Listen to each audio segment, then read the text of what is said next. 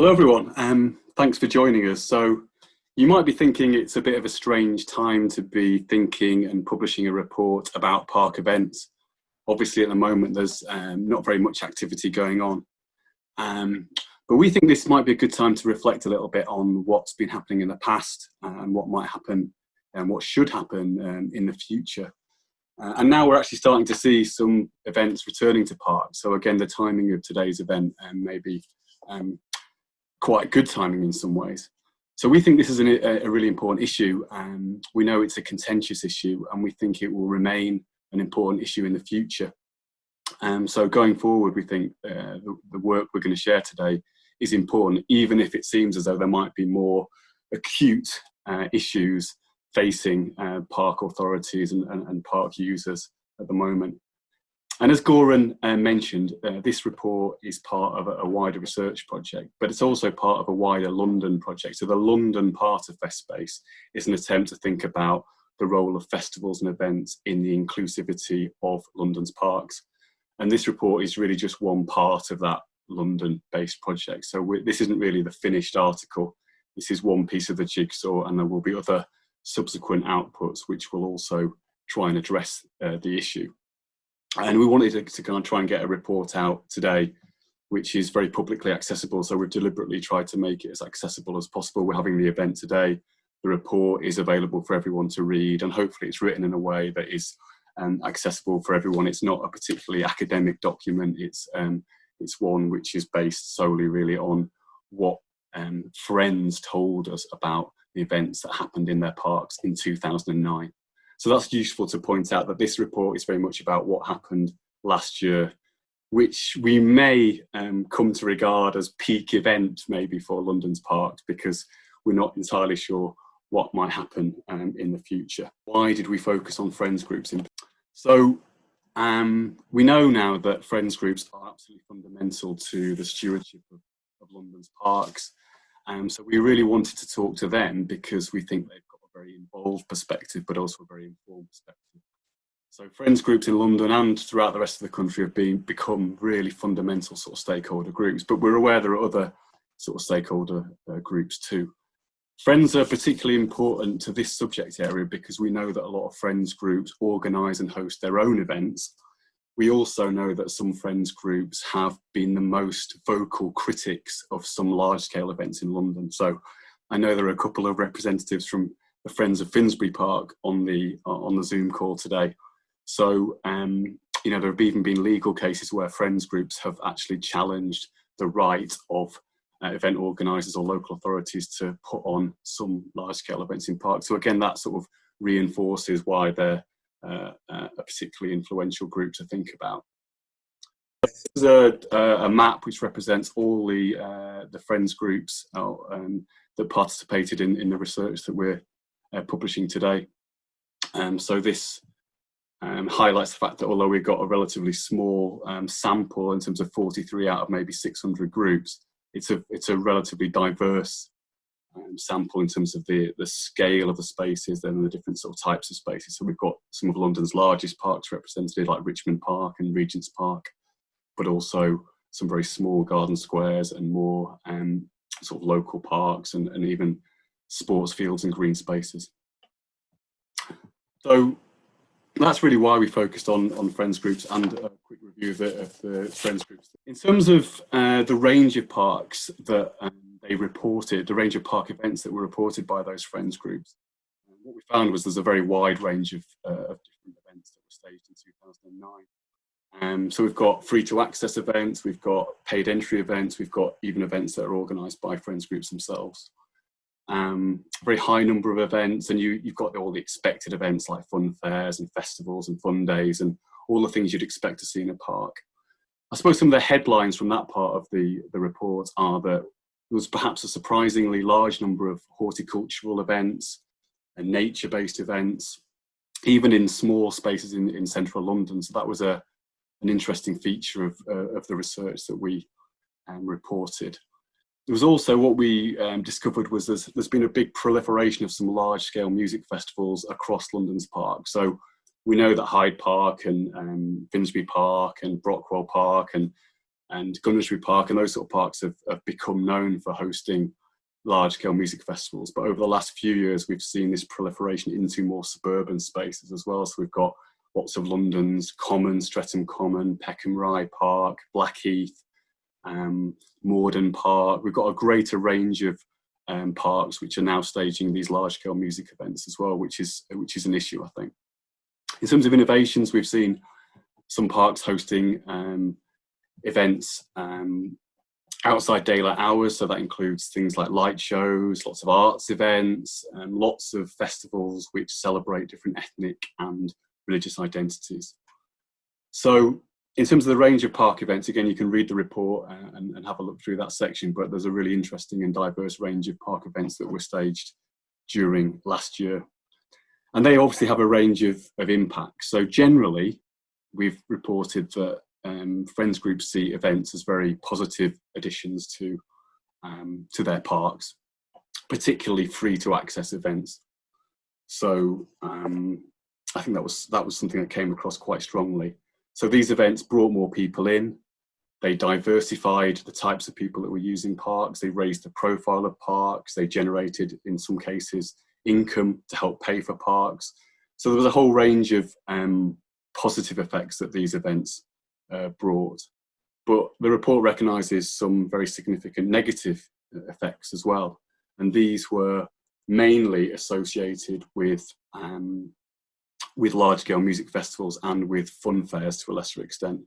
And there were three sort of negative impacts that stood out that were reported by at least a dozen or around a dozen Parks Friends groups. So they were, number one, noise. So the noise and the related disruption caused by some large events which involve amplified sound and other noise disturbance. The second negative impact that was generally reported was about damage to grassed areas. So, significance of environmental effects which disrupted use even after events had finished. And the third issue, which is one that I've written about quite a lot before, was this idea that events did result in restricted public access. And that was, again, before, during and after events. So some friends groups were reporting large events that resulted in as much as 6 to 7 months of disruption post-event because of damage to turf or related damage to their park spaces. So again, they're really significant negative impacts that we need to take into consideration. The fourth dimension of the report, which I think is useful to highlight, is the issue of inclusivity. So FestSpace is specifically looking at this issue of how festivals and events affect the inclusivity of park spaces. So we tried to sort of address this issue within this report as well. And some events are inherently exclusive. So we know there are lots of quite expensive events staged in some of London's parks.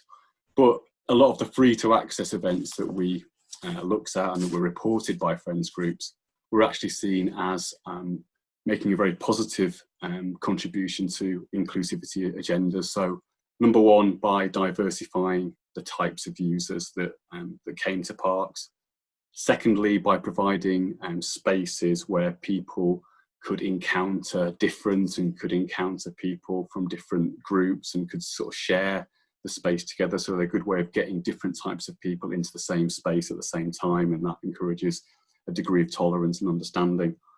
And third, events are a good ways of allowing some minority groups to be represented in their parks, so they feel more, not just more welcome, but they feel a greater affinity to that space, and it sort of represents them as well as representing other users. But the report found that that we need to be doing a lot more in terms of ensuring that event programs do represent the interests and profiles of the communities that surround parks. So although there's lots of sort of positive examples of inclusive practice, actually we found that more needs to be done, and that there is a tendency for some of the events to reflect the interests and profiles of a relatively narrow set of people, usually sort of white middle class people, and there's a disproportionate amount of events that that seem to sort of chime with their interests and profiles rather than more diverse groups. So the final thing I want to talk about before I pass you on to some of our respondents who are going to provide a bit of a critical assessment of the report that we published today.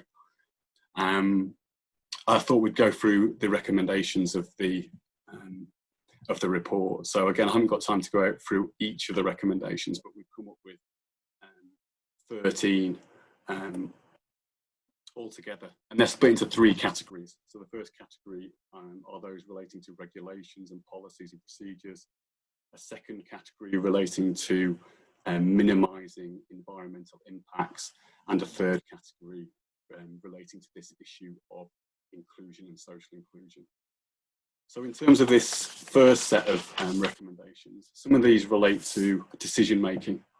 So one of the most surprising findings of the report was that a lot of friends groups are not involved in decisions regarding the events that happen in their parks, and we sort of almost assumed that they would be at least consulted, but there's very varying experiences in terms of how much friends groups and other user groups are actually involved in decisions about events that are staged in parks.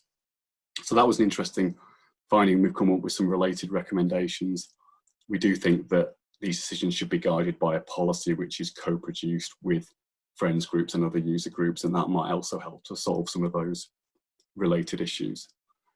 One of the more radical suggestions in the report, which I know some people on the call today will agree with, is that we think that the existing legislation that exists to protect parks from overuse but as event venues, which is the Greater London Parks and Open Spaces Order, which was enshrined in law in 1967, we think there might be a good case for revisiting and enforcing those rules, which basically set limits on the maximum amount of time and the maximum amount of space that commercial park events can occupy.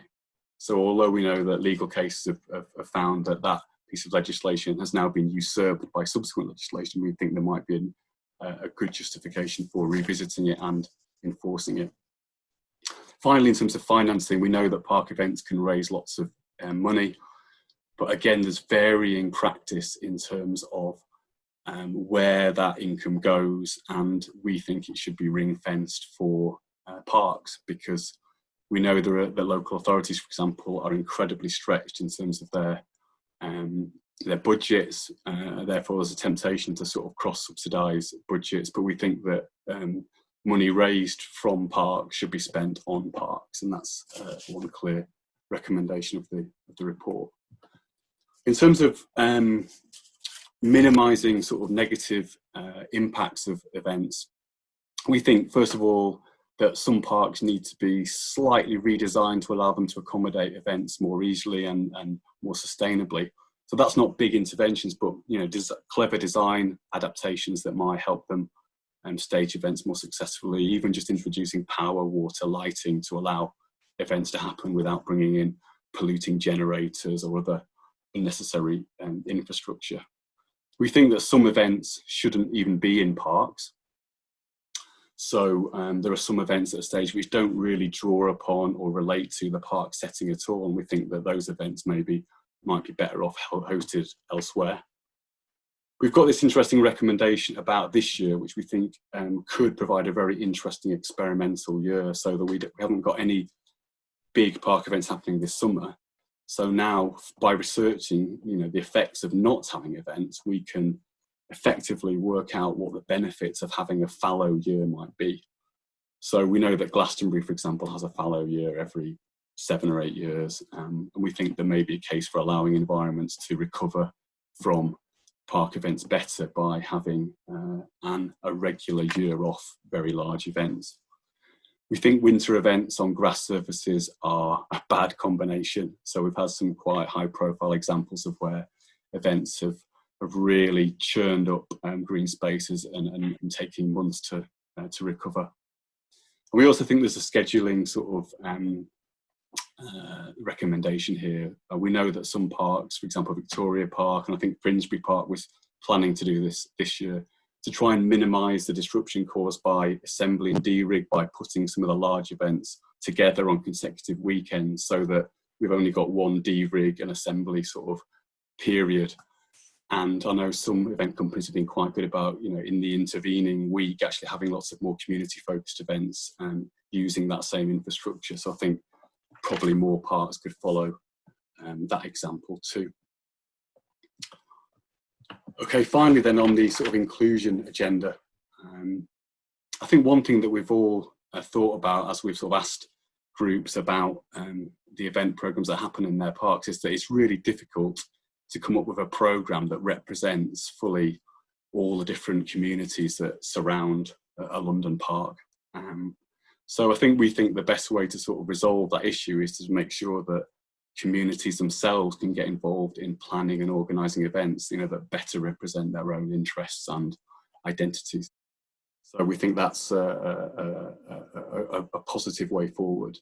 And related to that, we think that the whole process of planning and organising events should be leveraged almost to help achieve more inclusive park spaces. So actually, we think that actually by getting different groups together and actually getting them working on events, actually that can be a major or a very significant way that inclusion objectives actually might be achieved. So it's not just about seeing events as occasions and the outcomes of a planning process.